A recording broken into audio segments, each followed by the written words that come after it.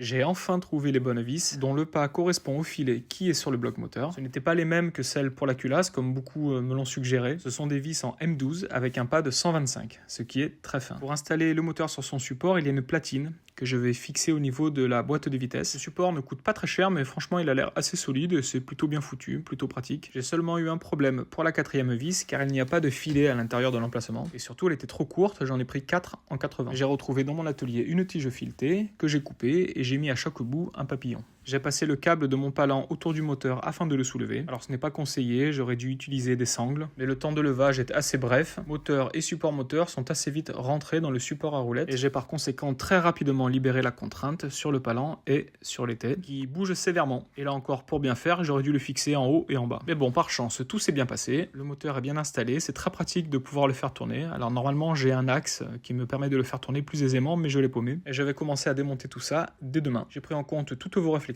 et je vais tout changer.